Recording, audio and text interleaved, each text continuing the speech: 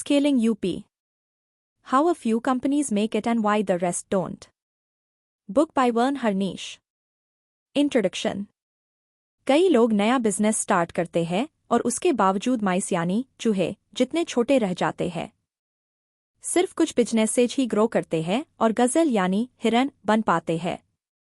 वो $10 million, $100 million और यहाँ तक कि $1 बिलियन रेवेन्यू तक स्केल करते हैं।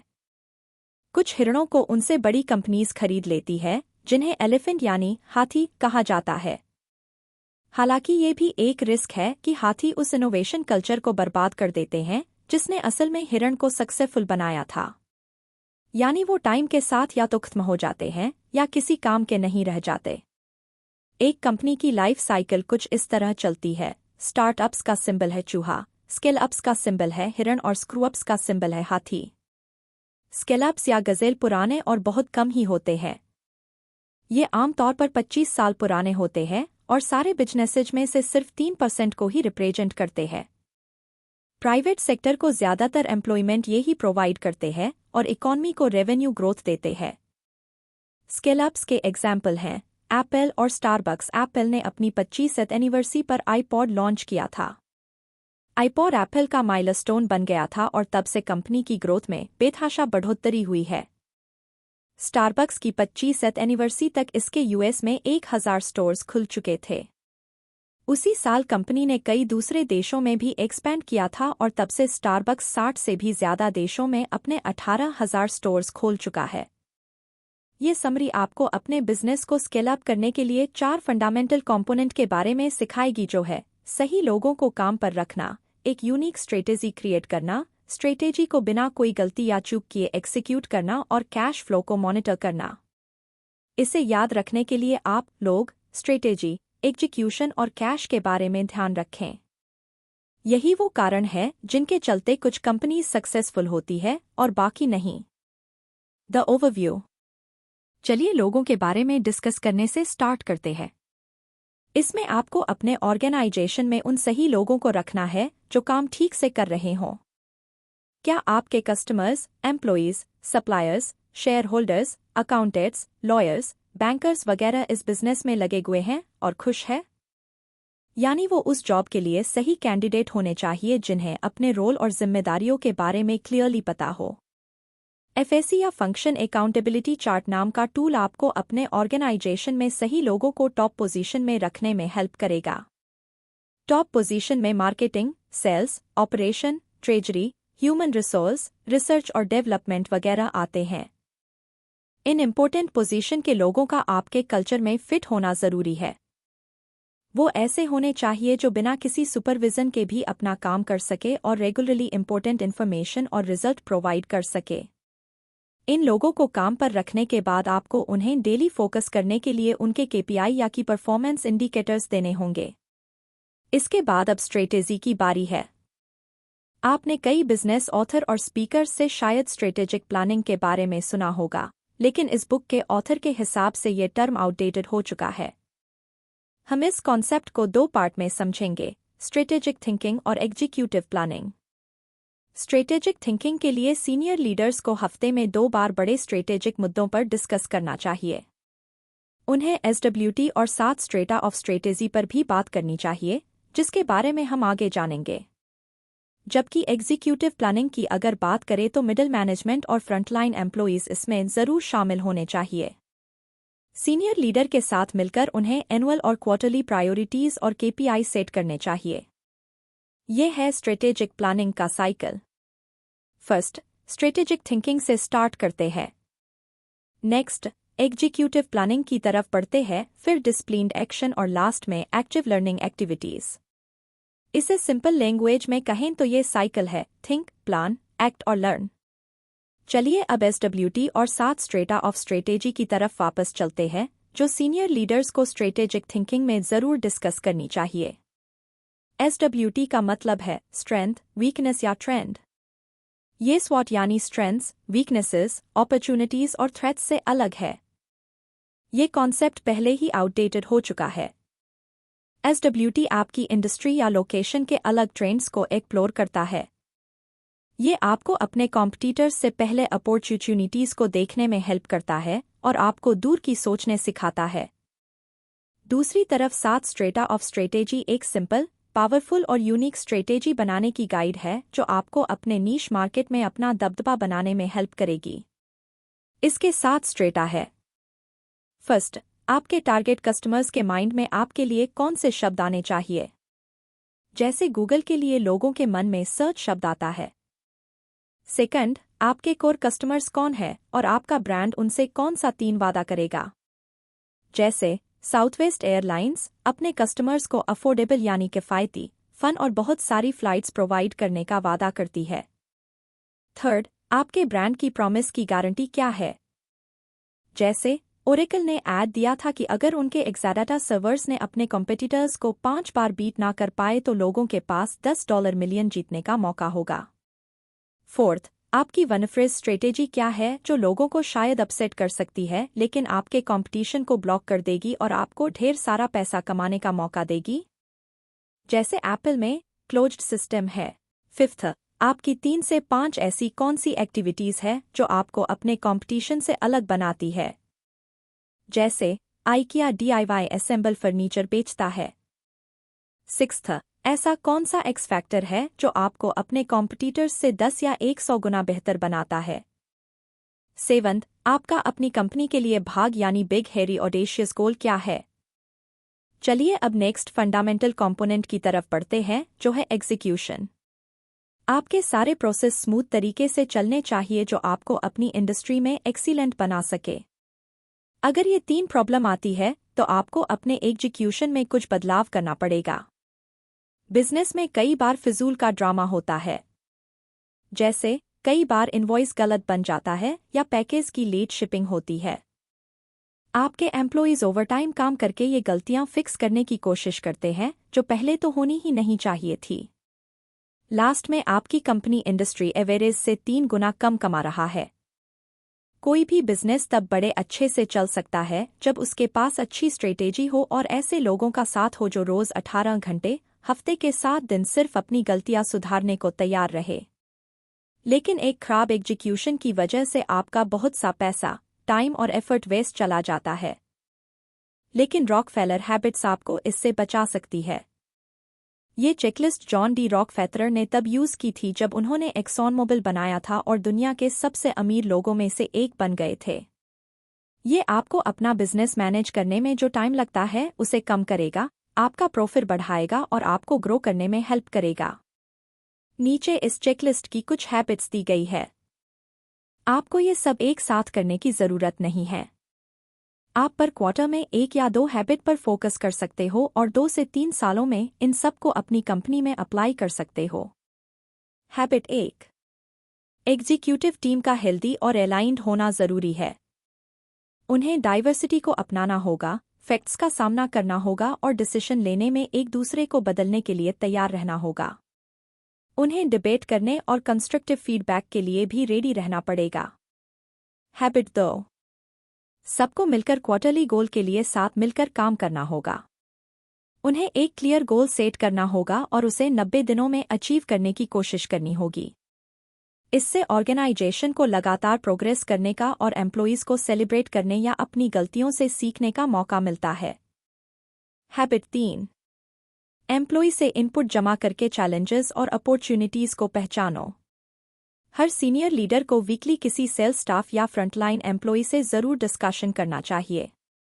उन्हें ऐसे प्रोसेस के बारे में जरूर पूछना चाहिए जिसे कंपनी को शुरू करना चाहिए, बंद करना चाहिए या फिर कंटिन्यू करना चाहिए।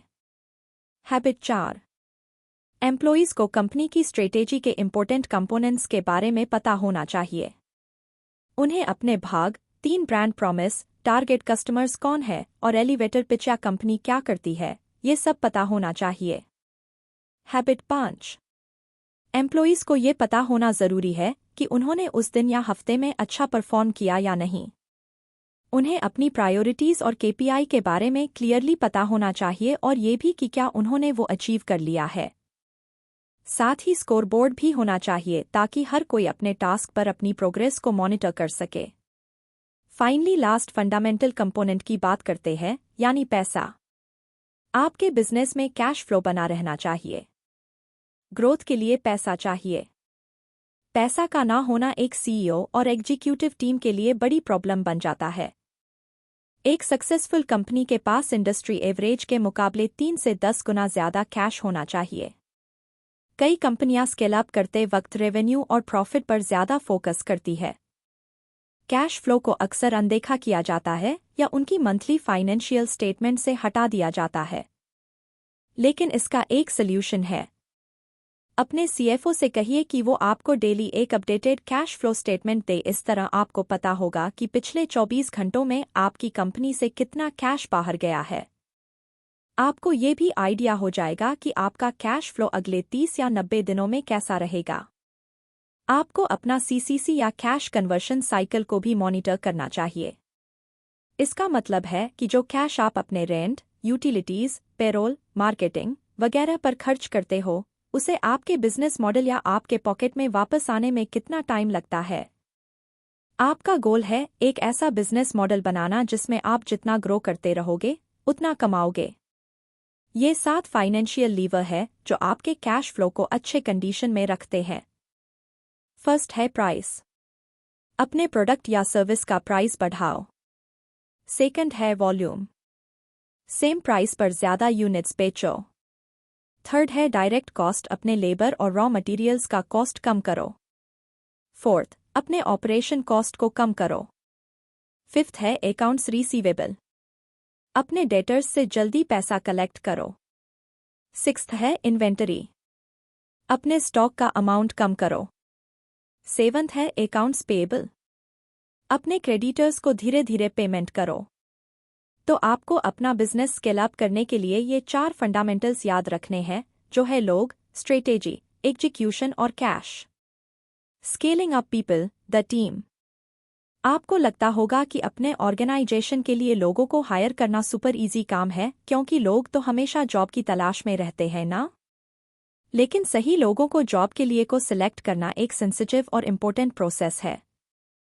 क्या आपको पता है कि गलत लोगों को हायर करने का कॉस्ट उसकी एनुअल सैलरी से 15 गुना ज्यादा होता है? अब जैसे स्कॉट नैश का ही केस ले लो। स्कॉट मॉम्स ऑर्गेनिक मार्केट के फाउंडर है। ये एक डिलीवरी कंपनी है जो ग्रोसरी आइटम बेचती है। मॉम्स का एक यूनिक कल्चर है जिस पर स्कॉट को बहुत गर्व है। 11 ब्रांच और 700 एम्प्लॉइज होने के बावजूद स्कॉट हमेशा अपने मकसद पर खरा उतरने की कोशिश करते हैं, जो है अपने एनवायरनमेंट की रक्षा करना और उसे रीस्टोर करना। मॉम्स ऐसा कोई भी प्रॉफिट रिजेक्ट कर देते हैं जो उनके मकसद पर खरा नहीं उतारते। एनवायरनमेंट के प्रति इस तरह का पैशन वाकई में काबिले तारीफ है। हालांकि आपको ये हर किसी में नजर नहीं आएगा। इसलिए स्कॉट को मॉम्स के लिए एक सीएफओ ढूंढने में बहुत दिक्कत हुई। वो किसी ऐसे शख्स को हायर करना चाहते थे जिसमें एनवायरनमेंट को लेकर उनके जैसा पैशन और डेडिकेशन हो। सही लोगों को हायर करना एक मार्केटिंग स्ट्रेटेजी है। लोगों का सिर्फ आपकी जॉब पोस्ट के लिए अप्लाई करना काफी नहीं है। आपको उन लोगों को अट्रैक्ट करना होगा जो आपके साथ काम करने को तैयार है। जरा गूगल के उस ऐड के बारे में सोचिए जो उन्होंने कई साल पहले निकाला था। उन्होंने एक बिलबोर्ड के लिए पे किया था जिस पर सिंपली मैथ्स का एक प्रॉब्लम लिखा हुआ था। उसमें ऐसा कोई साइन नहीं था जो बताता कि वो गूगल का ऐड है। कई लोगों ने उस प्रॉब्लम को सॉल्व करने की कोशिश की। जो सॉल्यूशन उन्हें मिला वो उन्हें एक वेबसाइट पर लेकर गया जहां उन्हें इक्वेशन सॉल्व करने थे। सवालों के सही जवाब देने पर लोगों को पता चलता था कि वो गूगल के वेबसाइट पर हैं, और उन्हें बताया जाता कि गूगल को ऐसे लोगों की जरूरत है जो मुश्किल सवालों को सॉल्व कर सके। यानी कुल मिलाकर इस ऐड के जरिए गूगल अपने लिए बेस्ट इंजीनियर्स ढूंढ रहा था। इन स्ट्रेटेजीज को अप्लाई करने के लिए आपको गूगल जितना बड़ा और फेमस होने की जरूरत नहीं है। बस इस बात पर ध्यान दीजिए कि गूगल ने क्या किया था। उन्होंने एक जरूरत को यूज किया था जो था कॉम्प्लेक्स इक्वेशन को सॉल्व कर पाना, पोटेंशियल टैलेंट को अट्रैक्ट करने के लिए। इससे उन्हें ऐसे कैंडिडेट्स का इंटरव्यू लेने की जरूरत ही नहीं पड़ी जिनके अंदर वो मैथमेटिकल स्किल्स नहीं थे जो गूगल को चाहिए थे। मॉम्स के स्कॉट ने अपना सीएफओ ढूंढने के लिए यही स्ट्रेटेजी अप्लाई की। वो एक न्यूज़ वेबसाइट पर गए जो ग्रीन लिविंग और एनवायरनमेंटल अवेयरनेस के ऊपर बेस्ड था। स्कॉट ने उस वेबसाइट पर अपनी जॉब का एड इसलिए पोस्ट किया क्योंकि उन्हें एक ऐसे सीएफओ की जरूरत थी जो वाकई में एनवायरनमेंट की परवाह करता हो। सिर्फ एक हफ्ते के अंदर ही स्कॉट को 40 अच्छे कैंडिडेट्स के रिज्यूम मिले। एजुकेशन और वर्क एक्सपीरियंस के मामले में सबके सब स्ट्रॉन्ग बैकग्राउंड से थे। लेकिन स्कॉट को सबसे अच्छी बात ये लगी कि सब के सब उनका पैशन शेयर करते थे। वो देख पा रहे थे कि उनमें से हर एक कैंडिडेट मॉम्स के पर्पज को सपोर्ट करता है। लास्ट में स्कॉट ने सीएफओ के लिए केली मोलर को हायर किया। केली ने कंपनी की वैल्यूज को शेयर करने के साथ साथ मॉम्स के प्रॉफिट को बढ़ाने में भी अपना कंट्रीब्यूशन दिया। शायद आपको कल्चर और वैल्यूज किसी बिजनेस में उतने इम्पोर्टेंट नहीं लगते होंगे, है ना? अगर आप किसी को हायर करने के लिए बेताब है तो क्या पता वो आपके वैल्यूज को सपोर्ट करे ना करे। लेकिन ये माइंडसेट गलत है। स्कॉट को वो समय याद आया जब उन्होंने मॉम्स में लोगों को बिना इस बात पर ध्यान दिए हायर कर लिया था कि वो कंपनी के कल्चर में फिट हो पाएंगे या नहीं। उन लोगों को मॉम्स के पर्पज की और वैल्यूज की जरा भी परवाह नहीं थी। उन्हें सिर्फ अपने पैसे कमाने से मतलब था। ये बुरा डिसीजन साबित हुआ था क्योंकि ऐसे लोगों ने बड़ी आसानी से जॉब छोड़ दिया था। उन्हें अपने काम की जरा भी वैल्यू नहीं थी और ना ही मॉम्स के उस पर्पज की जिसके लिए वो काम करता था। तो ये चेक करना हमेशा सही होगा कि जिन लोगों को आप हायर कर रहे हो उन्हें आपके ऑर्गेनाइजेशन की परवाह है या नहीं। ये इस बात का इंडिकेशन है कि वो लॉन्ग टर्म तक आपके साथ रहेंगे या नहीं। Scaling up strategy, the core. Athletes को ज्यादा पावर, कंट्रोल और स्टेबिलिटी के लिए सॉलिड मिड सेक्शन चाहिए होता है। ये फैक्टर्स उन्हें अपने स्पोर्ट में सक्सेसफुल होने में हेल्प करते हैं। सेम यही चीज़ एक कंपनी को भी चाहिए होती है। इसे एक स्ट्रॉन्ग कोर की ज़रूरत होती है। कोर का मतलब है आपके ऑर्गेनाइजेशन की वैल्यू, पर्पज और कॉम्पिटेंसी यानी काबिलियत। आप शायद सोच रहे होंगे ये सुनने में कितना अजीब लग रहा है। क्या मुझे सच में इसकी ज़रूरत है?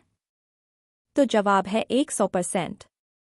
आपका कोर आपको कल्चर चेंजेस और अलग हो जाने की स्थिति में भी स्टेबल बनाए रखेगा। जैसे आपकी कंपनी कई नए लोगों को हायर करती है। हर इंसान का एक अलग वर्क एथिक होता है। कंपनी में स्ट्रॉन्ग कोर होना इन नए एम्प्लॉइज को आपस में जोड़कर रखेगा। लेकिन कैसे? कोर वैल्यूज कंपनी का कल्चर और पर्सनैलिटी होते हैं। ये वो गाइड होता है जो बताता है कि एक एम्प्लॉय को क्या करना चाहिए और क्या नहीं। लेकिन बात जब आपके ऑर्गेनाइजेशन के कोर वैल्यूज को डिस्कवर करने की हो तो शुरुआत कहाँ से करनी चाहिए? कई कंपनियां अपने वैल्यूज को डिस्क्राइब करने के लिए ईमानदारी, इंटीग्रिटी और टीम वर्क जैसे वर्ड्स यूज करती है। लेकिन आपको उन्हें फॉलो नहीं करना है। हो सकता है कि ये कंपनीज अपने वैल्यूज को शेप देने के लिए जेनेरिक वर्ड्स यूज कर रही हों। कोर वैल्यूज का होना एक डिस्कवरी प्रोसेस की तरह है। इसे चीज़ों की किसी लिस्ट की तरह मत देखो जो आप चाहते हैं कि आपकी कंपनी में होनी चाहिए, बल्कि इसका मतलब इस बात की नॉलेज होने से है कि आपकी कंपनी और इसके एम्प्लॉइज किस चीज़ के लिए काम करते हैं। फर्स्ट, वो कोर वैल्यूज जिनसे आप शुरुआत करोगे ज़रूरी नहीं कि वो हमेशा के लिए फाइनल हो जाए। कुछ सालों के बाद हो सकता है कि आपको उन्हें बदलना पड़े, इसलिए शुरुआत खुद से ये पूछकर करो, किस वजह से हम कह सकते हैं कि हमारे ये कुछ खास वैल्यूज है। जैसे मान लो आपकी कंपनी की कोर वैल्यू डाइवर्सिटी हो सकती है। ये वैल्यू कब नजर आई थी? ये तब हुआ था जब आपने इस बात पर कोई पाबंदी नहीं लगाई थी कि आपके एम्प्लॉइज खुद को कैसे प्रेजेंट कर सकते हैं, चाहे वो अपना बाल डाई कराए या अपनी बॉडी पर टैटूज बनवाएं। जब तक आपका काम सही से हो रहा है तब तक आपको कोई फर्क नहीं पड़ता कि वो क्या पहन रहे हैं या कैसे दिख रहे हैं। फिर से याद दिला दे, कोर वैल्यूज ढूंढना एक डिस्कवरी प्रोसेस है। आपको ऐसे कुछ खास मोमेंट याद करने होंगे जो ये साबित करने में हेल्प करे कि आपने वो कोर वैल्यू क्यों चूज किया है। यहाँ हम आपको गजेल के कोर वैल्यू के बारे में बताते हैं, वो कंपनी जिसके फाउंडर इस बुक के ऑथर वर्न हर्निश हैं। गजेल्स इनकॉर्पोरेटेड वही करता है जो कहता है। उनका मकसद है जोशीले कस्टमर्स बनाना। गजेल कम प्राइस में फर्स्ट क्लास सर्विस भी ऑफर करता है। जरूरी नहीं कि आपका कोर वैल्यू सिर्फ एक वर्ड हो, ये एक फ्रेज भी हो सकता है। यहाँ पॉइंट है एक्सपेरिमेंट करना। हर कोर वैल्यू के पीछे एक स्ट्रॉन्ग स्टोरी होनी चाहिए। अगर आपको अपना कोर वैल्यू मिल चुका है तो कॉन्ग्रेचुलेशन। अब आपको ये डिसाइड करना है कि आपका कोर पर्पज क्या है। इन दोनों के बीच क्या फ़र्क है? कोर पर्पज आपके ऑर्गेनाइजेशन का दिल होता है। दूसरे शब्दों में कहे तो ये उस सवाल का जवाब है कि आपका ऑर्गेनाइजेशन जो कर रहा है वो क्यों कर रहा है।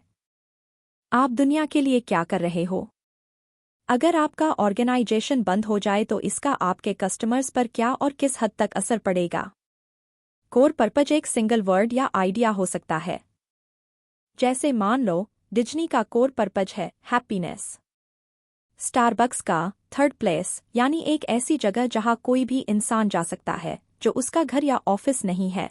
अपने कोर पर्पज को डिस्कवर करना अपने कोर वैल्यूज को ढूंढने जैसा है। ये एक डिस्कवरी प्रोसेस है। शुरुआत करें लोगों को इकट्ठा करके उनसे सवाल पूछकर। फर्स्ट, उनसे पूछिए कि आपका ऑर्गेनाइजेशन क्या करता है। जैसे हो सकता है आपका बिजनेस एक स्कूल या कॉफी शॉप हो सकता है। नेक्स्ट, उनसे पूछो क्यों। आपकी कंपनी क्यों मैटर करती है? आपको क्यों लगता है कि आप कुछ बदलाव ला सकते हैं? चलिए यहाँ गजेल को एग्जाम्पल के तौर पर यूज करते हैं।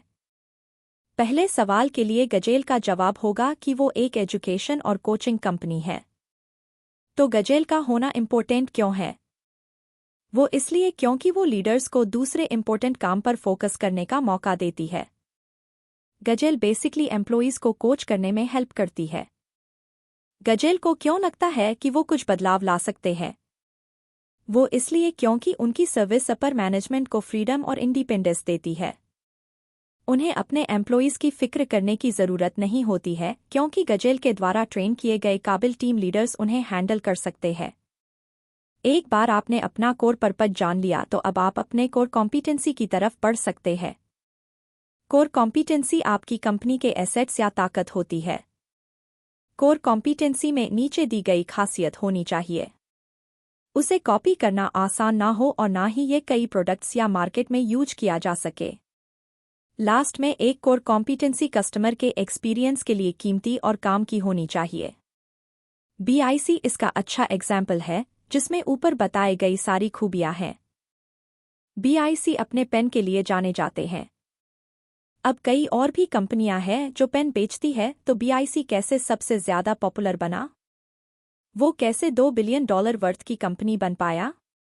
इसके पीछे कई फैक्टर्स हैं, लेकिन उनमें से एक है कि BIC ने अपनी कोर कॉम्पिटेंसी को बहुत मजबूती से एस्टेब्लिश किया है।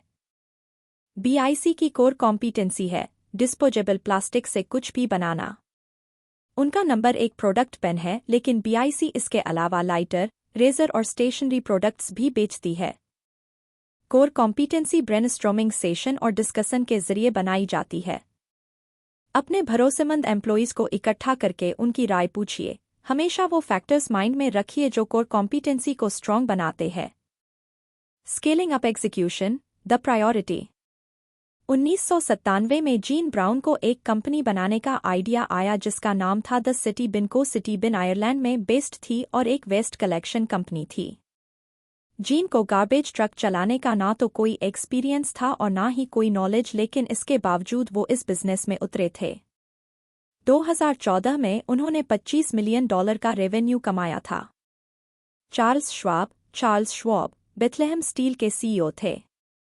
चार्ल्स की एक प्रॉब्लम थी, उन्हें अपना काम पूरा करने में दिक्कत आती थी, इसलिए उन्होंने मैनेजमेंट कंसल्टेंट आइवी ली को अप्रोच किया। आइवी ने चार्ल्स को उन 6 इम्पोर्टेंट टास्क्स को लिखने के लिए जो उन्हें अगले दिन करने थे। चार्ल्स को इन टास्क्स को इम्पोर्टेंस के हिसाब से नंबर देना था। आइवी ने कहा कि चार्ल्स को तब तक टास्क नंबर 2 की तरफ नहीं बढ़ना है जब तक उनका टास्क नंबर 1 पूरा ना हो जाए। यहाँ पर लॉजिक एकदम सिंपल है। चार्ल्स को अपने इम्पोर्टेंट टास्क को प्रायोरिटी देनी थी। उन्हें एक दिन में 1 या 2 टास्क तक ही पूरा करना था। उन्हें खुद पर एक साथ सब कुछ करने का प्रेशर नहीं डालना था, और सबसे बड़ी बात तो ये थी कि ऐसा करके उन्होंने अपने सबसे खास और इम्पोर्टेंट टास्क में प्रोग्रेस कर ली थी। प्रायोरिटी सेटिंग आज भी उतना ही मायने रखता है जितना आज से 100 साल पहले रखता था। प्रायोरिटी सेटिंग एक स्ट्रेट फॉरवर्ड टैक्टिक है। लेकिन अगर आपको स्पेसिफिक बनना है तो ऐसे 5 तरीके हैं जिससे आप अपने गोल्स को प्रायोरिटी दे सकते हैं। जैसा कि आइवी ली ने चार्ल्स से कहा था कि वो एक टाइम पर एक प्रायोरिटी पर फोकस करके अपना सारा टास्क पूरा कर पाएंगे। फर्स्ट है कोर पर्पज। ये तब होता है जब आपकी एक्टिविटीज और गोल्स एक आइडिया या वर्ड पर बेस्ड होते हैं। जैसे मान लो आपने टीनएजर्स के लिए क्लोथिंग स्टोर खोला है। आपका कोर पर्पज है टीनएजर्स को एक ऐसी क्लोथिंग लाइन ऑफर करना जिन्हें पहनकर वो कंफर्टेबल और कॉन्फिडेंट फील कर सके।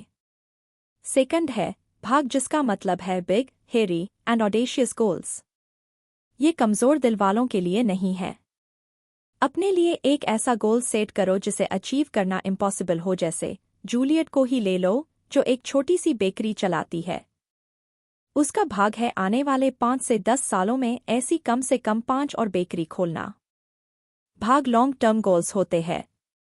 इसमें ऐसे इम्पॉसिबल गोल भी होते हैं जो आपको डराते और चैलेंज करते हैं। प्रायोरिटी सेटिंग का थर्ड तरीका है प्रॉफिट पर एक्स। ये तब होता है जब आपका मेन केपीआई या की परफॉर्मेंस इंडिकेटर आपकी कंपनी को बेस्ट रिप्रेजेंट करता है। अगर आपको अपना केपीआई मिल रहा है तो यानी आप बढ़िया कर रहे हो। इसका एक एग्जाम्पल ये होगा कि आप किसी रियल एस्टेट कंपनी में सेल्स एजेंट है। अगर सेल्स एजेंट महीने में 15 सेल्स कर सकता है तो यानी वो अपना एक केपीआई पूरा कर रहा है। फोर्थ है ब्रांड प्रॉमिस। ये वो चीज़ है जो कंपनी अपने कस्टमर्स से प्रॉमिस करती है। जैसे एप्पल का थिंक डिफरेंटली, जो उनके प्रोडक्ट्स को काफ़ी अच्छे से रिप्रेजेंट करता है। एप्पल के पास एक कटिंग एज टेक्नोलॉजी है जो मार्केट में हमेशा हिट साबित होती है। और लास्ट में प्रायोरिटी सेटिंग का फिफ्थ तरीका है वो इम्पोर्टेंट नंबर जो साल के एंड में या क्वार्टर तक अचीव कर लिए जाने चाहिए। ये प्रॉफिट पर एक्स के जैसा ही है। इसका एग्जाम्पल होगा एक ऐसा ब्रांड जो और ज्यादा एक्सपोजर और पहचान पाने का गोल रखता है। जैसे कोई शू ब्रांड ये गोल सेट करता है कि उन्हें अपने शहर के कम से कम 10 स्टोर में अपना ऐड देना है। ये फर्स्ट क्वार्टर के लिए उनका गोल है। नेक्स्ट क्वार्टर के लिए नए ऐड के साथ 10 और स्टोर्स का गोल सेट करना होगा और इसी तरह आगे चलता जाएगा। Scaling up cash CCC. Growing company का होना अच्छा होता है लेकिन ग्रोथ के साथ काफ़ी खर्चे भी आते हैं। पैसों का आउटफ्लो बनाए रखने का एक सल्यूशन है इंटरनल कैश फ्लो रखना। लेकिन इसका मतलब क्या है? इंटरनल कैश फ्लो का मतलब है अपने ऑर्गेनाइजेशन के अंदर ही मनी जनरेट करना। अब जैसे कॉस्को का एग्जाम्पल लेते हैं। ये एक बड़ा रिटेल स्टोर है जो मेंबरशिप कार्ड ऑफर करता है। इस मेंबरशिप कार्ड की एनुअल फीस है जो कॉस्को के प्रॉफिट में 75% का इजाफा करती है। अगर आप ये नहीं चाहते कि स्केल अप करते हुए आपका सारा पैसा खर्च हो जाए तो आप अपना सीसीसी या कैश कन्वर्शन साइकिल सेट कर सकते हैं। सीसीसी आपको ये एस्टीमेट करने में हेल्प करता है कि आपको कितने समय तक किसी भी चीज़ पर कोई पैसा खर्च नहीं करना चाहिए।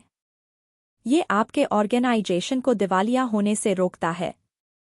अब क्योंकि ये एक साइकिल है तो सीसीसी आपको ये जानने में भी हेल्प भी करता है कि कब आपको दोबारा खर्च करना शुरू करना चाहिए और कब प्रॉफिट जनरेट करना चाहिए।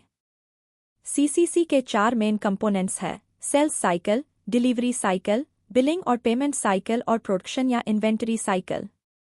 कंपनी मैनेजमेंट को ब्रेनस्टॉर्म करके ऐसे तरीके ढूंढने होंगे जो हर एक कंपोनेंट को सक्सेसफुली चला सके। चलिए डेल का एग्जाम्पल देखते हैं। डेल कंप्यूटर बेचता और उसे रिपेयर भी करता है। वो सीसीसी भी यूज करता है ये पक्का करने के लिए कि उनकी सेल्स साइकिल चलती रहे। डेल की एक पॉलिसी है। वो कुछ खास क्लाइंट्स या बिजनेस को एडवांस में लैपटॉप और कंप्यूटर के लिए फुल पेमेंट करने को बोलते हैं। एक बार ये सिक्योर हो जाए तो वो सीसीसी के नेक्स्ट साइकिल की तरफ बढ़ सकते हैं, यानी अपने लैपटॉप की डिलीवरी करना। ऐसा होने के बाद फिर डेल बिलिंग और बेचे गए लैपटॉप्स के पार्ट्स और मैन्युफैक्चरिंग लेबर की पेमेंट के ऊपर काम करता है। लास्ट में वो बाकी बचे लैपटॉप्स की इन्वेंटरी लेता है। सीसीसी को जल्दी से जल्दी पूरा करना आपके ऑर्गेनाइजेशन को और ज़्यादा प्रॉफिट कमाने में हेल्प करता है। यानी एक बार सीसीसी एस्टेब्लिश होने के बाद आपका गोल होना चाहिए साइकिल टाइम को छोटा करना।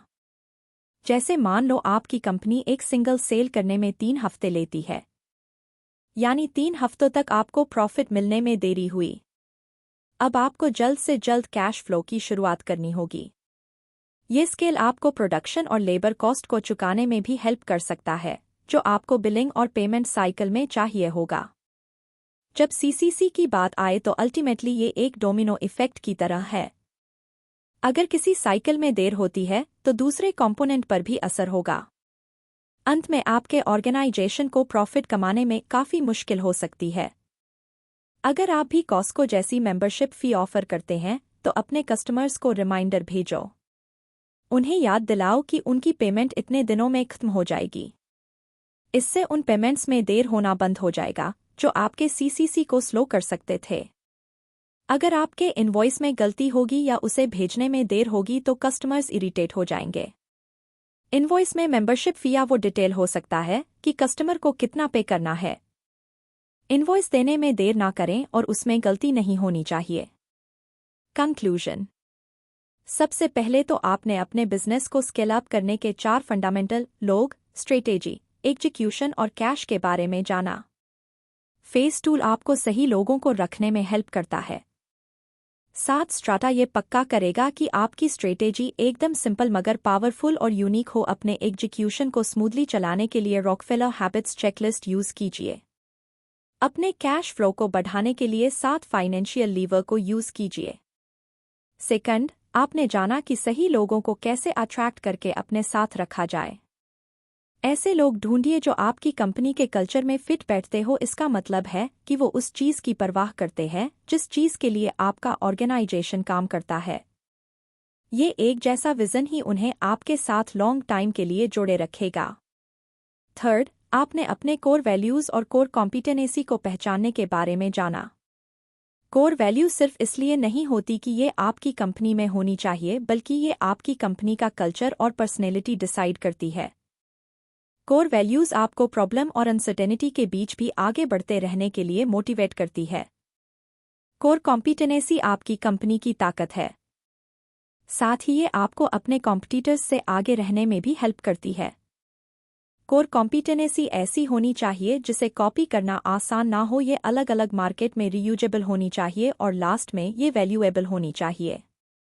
फोर्थ, आपने जाना कि हमें अपनी प्रायोरिटी कैसे सेट करनी चाहिए। अपनी प्रायोरिटीज को मैनेज करने का एक अच्छा तरीका है कि आप उन्हें रैंक दे। आपकी जो भी नंबर 1 प्रायोरिटी है उस पर तब तक काम करते रहो जब तक वो पूरा ना हो जाए। जब तक नंबर 1 प्रायोरिटी पूरी नहीं होती, नंबर 2 प्रायोरिटी की तरफ देखो भी मत। फिफ्थ, आपने मीटिंग के रिदम के बारे में जाना। इसका मतलब है आपके ऑर्गेनाइजेशन में किस तरह की मीटिंग कितने बार होनी चाहिए। एक सीनियर लीडर को अपने वर्क वीक का 10% मीटिंग्स में बिताना चाहिए। मिडिल मैनेजर्स के लिए ये 5 से 10% के बीच होना चाहिए। फ्रंटलाइन स्टाफ के लिए ये सिर्फ 3% होना चाहिए। ऑर्गेनाइजेशन में ऐसी मीटिंग्स भी होगी चाहिए, daily huddle, weekly, monthly, quarterly और एनुअल मीटिंग्स। सिक्स्थ, आपने कैश कन्वर्शन साइकिल के बारे में जाना। अपने बिजनेस को ग्रो करने के लिए आपको काफी कैश की जरूरत पड़ेगी, इसलिए आपको अपना cash flow statement daily monitor करना चाहिए। छोटे कैश कन्वर्शन साइकिल से आप और ज्यादा प्रॉफिट कमा सकते हैं। स्केलिंग अप के ये 4 फंडामेंटल कभी मत भूलिए। जो चीजें आप अपने बिजनेस में करते हैं उन्हें इम्प्रूव करने के हमेशा बेटर तरीके ढूंढिए। स्टीव जॉब्स ने एक बार कहा था, मुझे हमेशा आश्चर्य होता है कि रातों रात सक्सेस पाने में कितना समय लगता है। अगर आपका बिजनेस 25 साल पुराना नहीं है तो आपके पास अभी भी ग्रो करने का टाइम है।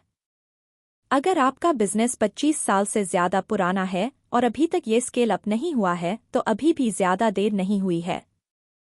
इस समरी से आपने जो सीखा उसे अप्लाई करके एक माउस से गजेल में ग्रो करो और गजेल से खुद को एलिफेंट बनाओ। ऐसा कुछ लोग ही कर पाते हैं, तो उन गिने चुने में से एक बनो।